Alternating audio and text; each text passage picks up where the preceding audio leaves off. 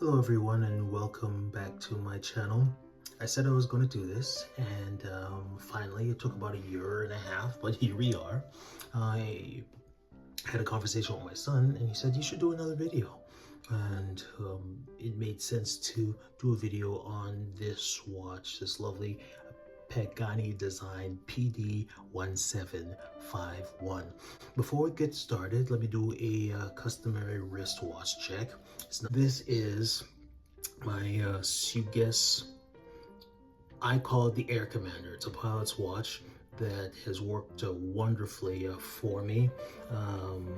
It's an homage to a certain brand, and it works absolutely divinely in keeping time as a chronograph, and it has that certain charm with the bezel there. I may actually have to do another review regarding this particular watch, as it has its own lovely little quirks, but we're focusing today on the Pagani design PD1751. This lovely stainless steel watch, like I said before, I've had it for a while, a couple of years, 2 years as a matter of fact, as of the making of this video, and it has served me well as a bit of a dress watch, and is a functional go-to part of my gentleman's armor.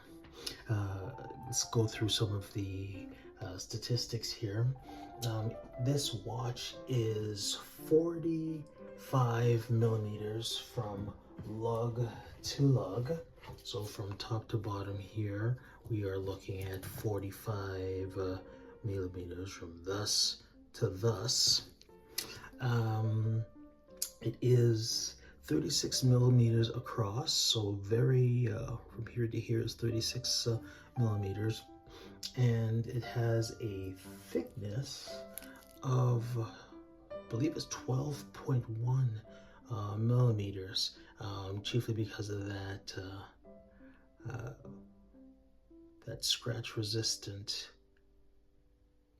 glass case that we've got there on the face. So this watch has been with me for a couple of years here, and I like it quite enthusiastically.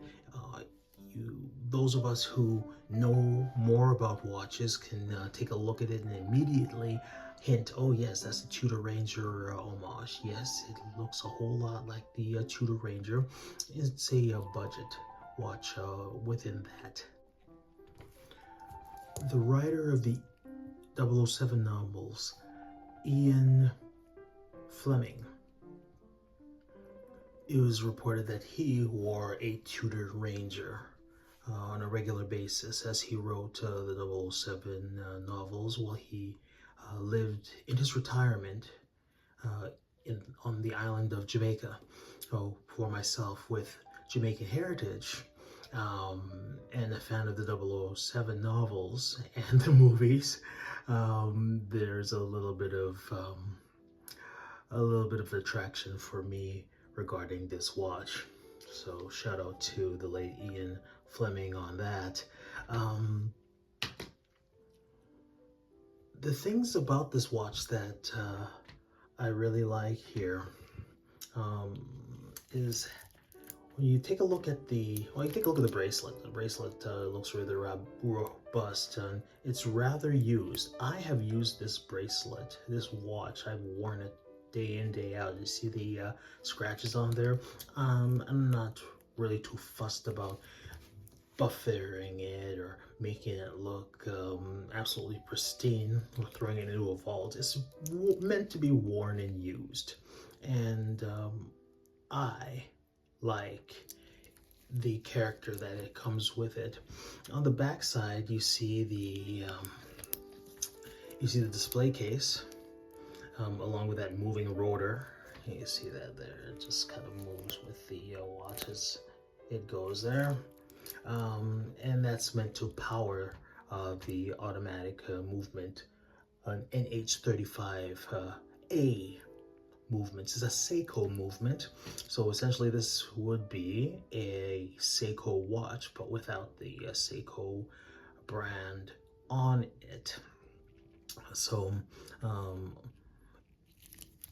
automatic watches, I think, are just fantastic. But one caveat with these kind of watches, particularly when you're dealing with vibration, like if you're a musician and spend a lot of time around speakers, or spend a lot of time around percussion, the vibrations can damage the way that this watch is read, or how it tells time.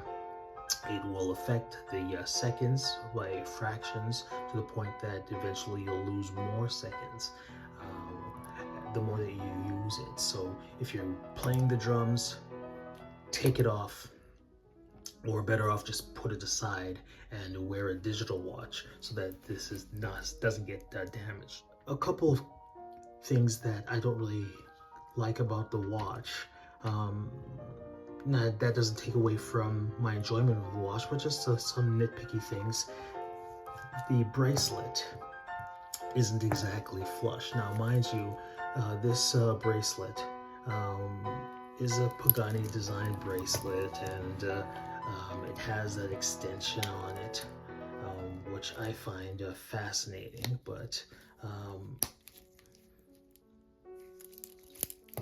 the bracelet itself is not exactly flush with the lugs. So that's something that can get on a person's nerves if you are really nitpicky about that. The NH35A movement is item number 2. It has it's meant for 2 positions.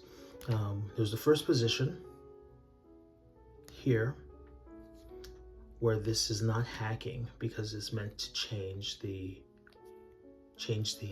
time. So not the time, but the date. But we see here that there's no date at the 3 o'clock position or any other position on it. So that's one thing that is kind of dreadful. I need to pull out to the second position, and it stops. It's a hackable watch. I like that. So you can stop it and then change the time, push it back in, and then the time continues. Power it up again. Not a bad sound.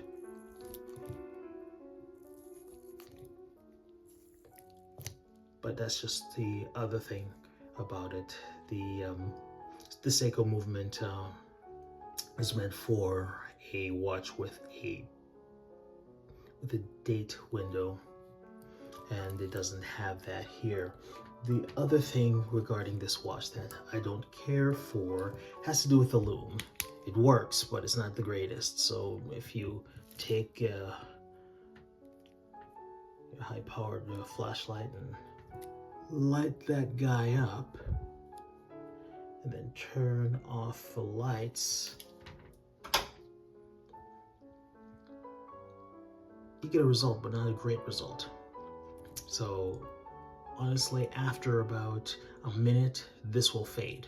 So if you're out in the garden, or if you're outside and then you come inside and you're completely in the dark, you'll be able to tell what time it is for the first minute, maybe minute and a half. But even right now, you see that the indices as well as the hands, the glow is starting to fade.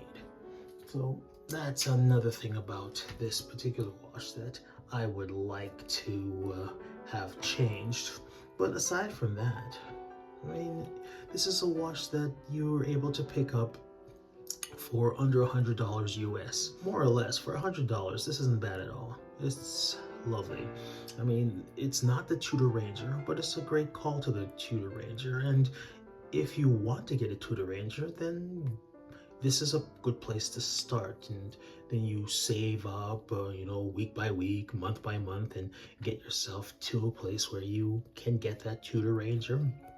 If you want to get that authentic experience.